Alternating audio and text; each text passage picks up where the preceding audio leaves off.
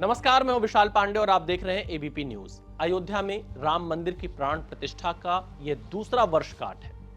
और राम मंदिर जो कि 500 सालों के संघर्ष का नतीजा है, वो कहीं ना कहीं जो सपना 22 जनवरी 2024 को साकार हुआ था, जब प्रधानमंत्री नरेंद्र मोदी की मौजूदगी में रामलला की प्राण प्रतिष्ठा हुई थी, उसके बाद से यह दूसरा वर्षगांठ उस प्राण प्रतिष्ठा का मनाया जा रहा है। आपको बता दें कि राम मंदिर के लिए सालों साल संघर्ष चला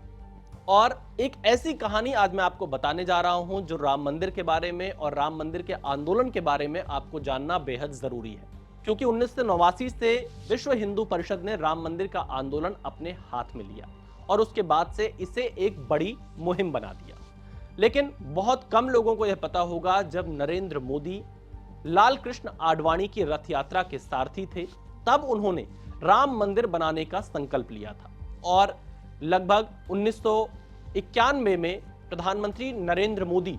डॉक्टर मुरली मनोहर जोशी के साथ राम जन्मभूमि पहुंचे थे और राम जन्मभूमि में उस समय रामलला टेंट में विराजमान हुआ करते थे और उस वक्त एक कार्यक्रम का आयोजन किया गया था श्री राम जन्मभूमि परिसर में। डॉक्टर मुरली मनोहर जोशी के साथ नरेंद्र मोदी उस वक्त मौजूद थे। वहां मौजूद एक फोटोग्राफर ने हमें यह बताया था कि नरेंद्र मोदी ने उस वक्त एक संकल्प लिया था और संकल्प यह था 1991 में कि जब राम मंदिर का पूर्ण निर्माण हो जाएगा, मैं तभी अयोध्या श्री राम जन्मभूमि परिसर में दोबारा वापस आऊंगा। 1991 में प्रधानमंत्री जो नरेंद्र मोदी हैं, वो उस समय पहुंचे हुए थे मुरली मनोहर जोशी के साथ में और उसके बाद से अनवरत राम मंदिर को लेकर आंदोलन जारी रहा। कई उतार चढ़ाव देखने को मिले। निचली अदालत से लेकर यह मामला इलाहाबाद हाई कोर्ट तक पहुंचा। 2011 में जब इलाहाबाद हाई कोर्ट से अलग अलग पक्षों के संबंध में अलग अलग फैसले आए, उसके बाद यह मामला सुप्रीम कोर्ट पहुंचा और इसी बीच साल 2014 आता है जब नरेंद्र मोदी भारत के प्रधानमंत्री बनते हैं। साल 2014 के बाद से प्रधानमंत्री नरेंद्र मोदी अयोध्या तो गए, उन्होंने सियासी रैलियां भी खूब की, राजनीतिक रैलियों में वोट भी मांगे, लेकिन राम जन्मभूमि परिसर वो 2014 के बाद से नहीं जा रहे थे प्रधानमंत्री बनने के बाद। और ऐसा कहा जा रहा था, बहुत सारे लोग सवाल उठा रहे थे, विपक्षी दल ये पूछते थे कि मंदिर वहीं बनाएंगे, तारीख नहीं बताएंगे, इस तरह के नारे प्रधानमंत्री नरेंद्र मोदी से पूछे जाते थे। एक तरह से सियासी तंज उनके ऊपर कसा जाता था। लेकिन 2014 का चुनाव हो, साल 2019 में लोकसभा का चुनाव हो और उससे पहले, क्योंकि जब 9 नवंबर को इस पर फैसला आया राम मंदिर को लेकर कि अब जो संपूर्ण क्षेत्र है वो राम मंदिर को जाएगा, उसके बाद आगे चलकर नरेंद्र मोदी की सरकार ने पार्लियामेंट में एक प्रस्ताव दिया। उस प्रस्ताव के माध्यम से श्री राम जन्मभूमि तीर्थ क्षेत्र ट्रस्ट का गठन किया गया और नरेंद्र मोदी ने बाकायदा उस ट्रस्ट में अपने सुझाव दिए और अपने सबसे खास लेफ्टिनेंट नृपेंद्र मिश्रा को निर्माण समिति का अध्यक्ष बनाया। और कहा यह जाता है कि 1991 में जो संकल्प नरेंद्र मोदी ने लिया था, उसे वो 5 अगस्त 2020 को पूरा करते हैं राम मंदिर का भूमि पूजन करके। 5 अगस्त 2020 को राम मंदिर का भूमि पूजन होता है। उसके बाद राम मंदिर का निर्माण कार्य शुरू हो जाता है। बीच में कोविड का समय आता है, कुछ समय के लिए कार्य प्रभावित होता है, लेकिन फिर वो दिन आता है 22 जनवरी 2024, जिस दिन का इंतजार राम भक्तों को सालों साल से था।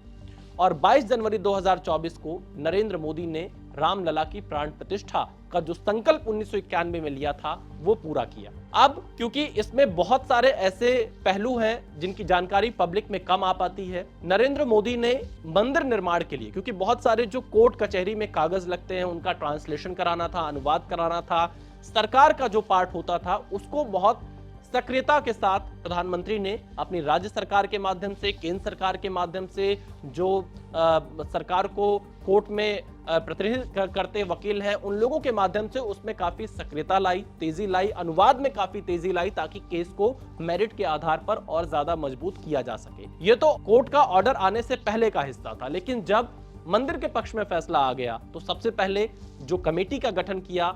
उसमें एक तरह से देखा जाए समय समय में प्रधानमंत्री सुझाव देते रहे कि कैंपस कैसा बनेगा, मंदिर कैसा बनेगा, रामनवमी के दिन सूर्य तिलक कैसे रामलला के मस्तक पर होगी, इसके लिए बाकायदा उन्होंने देश के जाने माने वैज्ञानिक, इंजीनियर और जो इससे जुड़े हुए एक्सपर्ट्स हैं उनके साथ में बातचीत की, उन्हें राम मंदिर ट्रस्ट के साथ जोड़ा, इस आइडिया पर काम किया। इसके अलावा प्रधानमंत्री नरेंद्र मोदी ने एक और महत्वपूर्ण सुझाव दिया अयोध्या में राम मंदिर के लिए। राम मंदिर परिसर में जो भगवान श्री राम के जीवन काल से जुड़े हुए लोग थे, उनकी भी मंदिर में मूर्तियां, और इसके अलावा वहां पर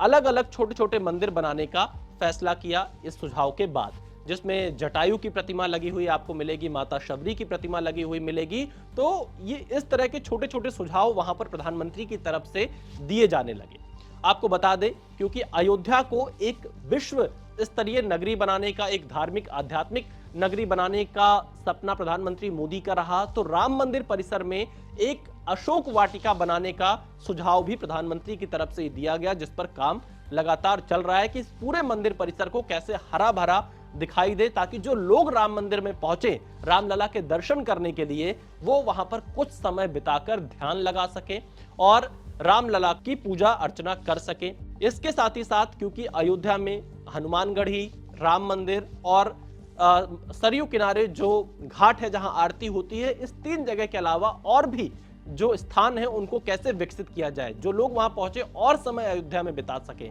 हमें यह जानकारी मिली है कि एक ऐसा म्यूजियम बनाया जा रहा है जिसमें देश भर के जो मंदिर हैं उनका एक बड़ा म्यूजियम अयोध्या में बनकर आने वाले दिनों में तैयार होगा, और यह आइडिया भी, यह सुझाव भी प्रधानमंत्री नरेंद्र मोदी की तरफ से आया है। तो कुल मिलाकर आप ये कह सकते हैं कि राम मंदिर को लेकर जो संकल्प प्रधानमंत्री ने लिया था और अयोध्या को एक विश्व स्तरीय नगरी बनाने का जो संकल्प लिया था, उसे वो पूरा करते हुए नजर आ रहे हैं। और यह भी कहा जा सकता है कि अगर किसी एक व्यक्ति को यहां पर राम मंदिर के संपूर्ण निर्माण कार्य के लिए क्रेडिट अगर बड़े स्तर पर दिया जाएगा तो वो प्रधानमंत्री नरेंद्र मोदी को दिया जाएगा, और यही वजह है कि वो लगातार राम मंदिर के छोटे से छोटे और बड़े से बड़े कामों पर नजर बनाए रखे, समय समय पर पूरा फीडबैक लेते रहे, और हाल फिलहाल में जो राम मंदिर के शिखर पर पताका फहराया जाना था, उस कार्यक्रम में भी प्रधानमंत्री नरेंद्र मोदी ने संघ प्रमुख मोहन भागवत के साथ हिस्सा लिया। अब आने वाले दिनों में अयोध्या को एक अगली पहचान कैसे मिले, एक विश्व स्तरीय नगरी कैसे बनकर उभरे, इस पर प्रधानमंत्री नरेंद्र मोदी पूरी नजर बनाए हुए हैं। आप बने रहिए एबीपी न्यूज के साथ।